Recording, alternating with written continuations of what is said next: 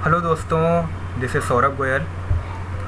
इस वीडियो में आपको section 1 of the companies act 2013 के बारे में बताने वाला हूँ। बेसिकली मैं एक सीरीज़ स्टार्ट करने वाला हूँ जिसमें हम सेक्शन 1 से लेकर सेक्शन 148 तक कवरेज करेंगे, जो कि सीए इंटरमीडिएट के सिलेबस में है। सीए आईपीसीसी में 122 तक हैं, तो वो भी देख सकते हैं। ठीक है, तो इस पर्टिकुलर वीडियो में मैं आपको सेक्शन 1 के बारे में बताने वाला हूँ। इसके नेक्स्ट वीडियो में हम बताएंगे कि कंपनीज एक्ट किस तरह से आया, मतलब इसकी फ्रेमिंग किस तरह से हुई, लोकसभा राज्यसभा से किस तरह पास हुआ, एंड प्रेसिडेंट की असेंट मिली, उसके बाद में कब इन्फोर्स में आया। ठीक है, लेकिन आज हम बात करेंगे सिर्फ सेक्शन 1 के बारे में। तो अगर हम बात करें किसी भी सेक्शन का, किसी भी एक्ट का, सेक्शन 1 आपको बताता क्या है, किसी भी एक्ट का सेक्शन 1 आपको बताता है उसके शॉर्ट टाइटल के बारे में, एक्सटेंट के बारे में, एंड उसकी कमेंसमेंट के बारे में। ठीक है, तो सेक्शन 1 के अंदर हम क्या कवर करने वाले हैं, एक तो उसका short title, extent and commencement के बारे में। फर्दर डेफिनेशंस एप्लीकेशन भी इसकी सेक्शन 1 के अंदर कवर्ड होती हैं और डेफिनेशन सेक्शन 2 में कवर होती हैं। तो फिलहाल आज हम सिर्फ इतना पोर्शन करने वाले हैं सेक्शन 1 के अंदर। ठीक है, अगर हम पढ़ना स्टार्ट करते हैं, आप देखेंगे कि इंस्टीट्यूट का स्टडी मटेरियल है मोस्ट, मतलब फर्स्ट प्रेफरेंस हमेशा इंस्टीट्यूट के स्टडी मटेरियल को ही देनी चाहिए। और लॉ जैसा सब्जेक्ट है, अगर आप किसी टीचर की बुक भी रेफ़र करेंगे तो वो उसमें भी यही कुछ होगा, कुछ चेंज नहीं होगा, क्योंकि लॉ है, लॉ में कुछ चेंज नहीं हो सकता। ठीक है, सेक्शन 1 के अगर हम बारे में बात करें तो कंपनीज एक्ट 2013 को जो प्रेसिडेंट की एसेंट मिली थी वो मिली थी 29 अगस्त 2013 को। अब किसी भी एक्ट को इन्फोर्स में लाने के लिए उसका सेक्शन 1 इन्फोर्स में लाना ज़रूरी होता है। अगर किसी भी एक्ट का सेक्शन 1 इन्फोर्स में आ गया, मीन्स कि वो पर्टिकुलर एक्ट इन्फोर्स में आ गया। अब ऐसा नहीं है कि अगर किसी भी एक्ट का सेक्शन 1 इन्फोर्स में आ गया, इट मीन्स उस सेक्शन, मतलब उस पर्टिकुलर एक्ट के सारे सेक्शन इन्फोर्स में आ गए, ऐसा बिल्कुल भी नहीं है। जैसा कि अगर आप अभी आगे पढ़ेंगे कि सेक्शन 1 किसके, कंपनीज एक्ट 2013 के सेक्शन 1 को प्रेसिडेंट की, ऑनरेबल प्रेसिडेंट की एसेंट मिली थी 29 अगस्त को। ऑफिशियल गजट में नोटिफाइड हुआ था 30 अगस्त को। ठीक है, जैसे कि आप देख सकते हैं यहाँ पे ऑफिशियल गजट में जो लिखा था वो लिखा था 30 अगस्त को। ठीक है, और उसके बाद में अगर हम बात करें तो इट मीन्स ये एप्लीकेबल कब से हुआ, ये 30 अगस्त से एप्लीकेबल हो गया। अब आगे हम बात करें कि अगर ये 30 अगस्त 2013 को एप्लीकेबल हो गया, ठीक है, बट सेक्शन 98 जो कि कंपनी एक्ट 2013 का है, ये कब इन्फोर्स में आया, ये 12 सितंबर 2013 को इन्फोर्स में आया। यानी कि 12 सितंबर 2013 को इसको एप्लीकेबिलिटी, इसको प्रेसिडेंट की एसेंट मिली, मतलब सेंट्रल गवर्नमेंट की एसेंट मिली, एंड ये ऑफिशियल गजट में पब्लिश हो गया। तो ऐसा नहीं है कि ये सेक्शन भी 30 अगस्त को इन्फोर्स में आ गया, ऐसा बिल्कुल नहीं है। अगर हम फर्दर बात करें, सेक्शन 143 कब इन्फोर्स में आया, वो 1 अप्रैल 2014 को इन्फोर्स में आया। इसी तरीके से काफ़ी सेक्शंस हैं जो कि अभी एनफोर्स में आने बाकी हैं या एनफोर्स में फ्यूचर में आएंगे, या कुछ एक्ट ऐसे भी हैं जो कि आज की तारीख में 1956 वाले ही चले आ रहे हैं। ठीक है, ये हो गई इसकी एनफोर्समेंट की बात कि हाँ भाई कैसे इन्फोर्स में आता है। कंपनीज एक्ट के अंदर बात करें तो कंपनीज एक्ट में आज की तारीख में टोटल सेक्शन 470 हैं, रूल्स हैं, और टोटल 29 चैप्टर्स हैं, जैसा कि आपको यहाँ पे दिख रहा होगा।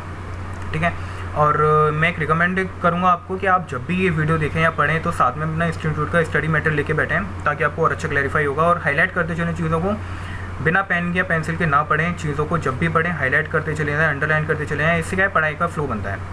ठीक है, आगे हम बात करते हैं कि 29 चैप्टर हैं और each chapter has at least 1 set of rule, और हर एक चैप्टर का कम से कम एक सेट ऑफ रूल है।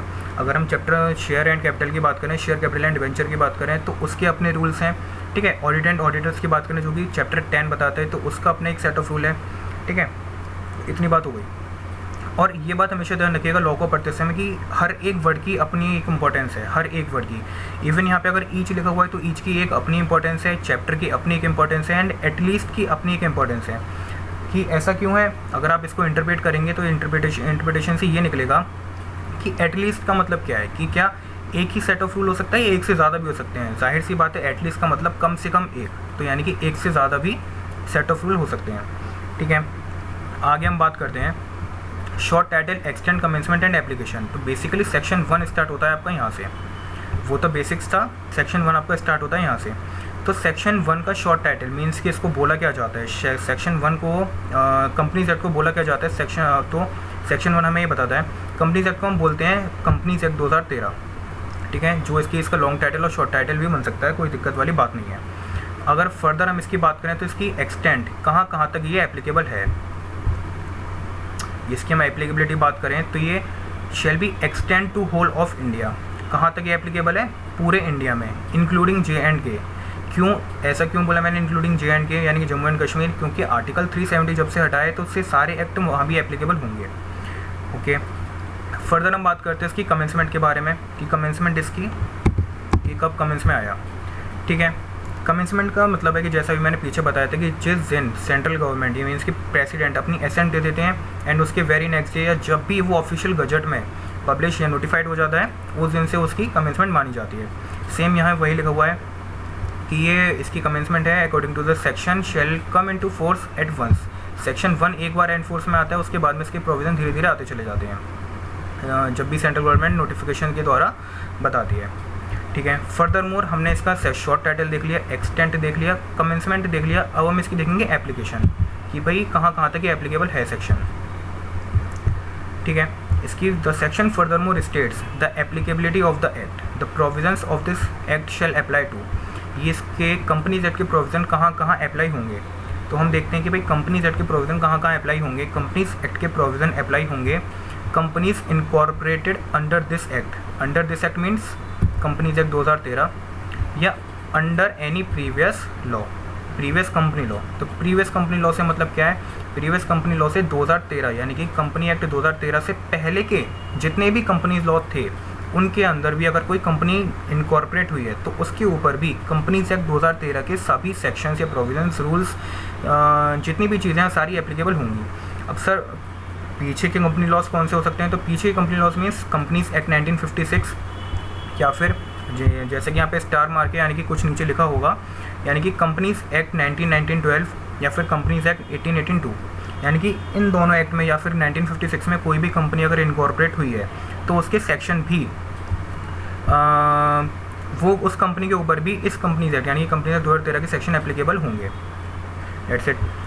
और फर्दर बताता है कि इंश्योरेंस कंपनीज के ऊपर भी इसके प्रोविजंस एप्लीकेबल होंगे एक्सेप्ट मतलब कि अगर कोई भी प्रोविज़न कंपनी एक्ट का कोई भी प्रोविज़न कॉन्ट्राडिक्ट करता है, कॉन्ट्राडिक्ट किससे करता है, इंश्योरेंस एक्ट 1938 से करता है या फिर IRDA एक्ट 1999 से करता है, तो वहाँ पर कंपनीज एक्ट के सेक्शन एप्लीकेबल नहीं होंगे।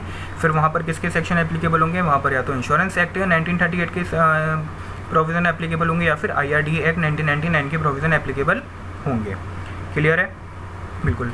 आगे बढ़ते हैं। कंपनीज एक्ट 2013 के सेक्शंस प्रोविजंस एप्लीकेबल होंगे बैंकिंग कंपनीज पर एक्सेप्ट कहाँ एप्लीकेबल नहीं होंगे, एप्लीकेबल नहीं होंगे यानी कि अगर कोई भी प्रोविज़न कंपनीज एक्ट का कोई भी प्रोविज़न या सेक्शन कॉन्ट्राडिक्शन करता है, किससे कॉन्ट्राडिक्शन करता है, बैंकिंग रेगुलेशन एक्ट 1949 से करता है, तो वहाँ पर भी कंपनीज एक्ट 2013 के सेक्शन या प्रोविज़न एप्लीकेबल नहीं होंगे। फिर वहाँ पर क्या एप्लीकेबल होगा, वहाँ पर बैंकिंग रेगुलेशन एक्ट 1949 एप्लीकेबल होगा।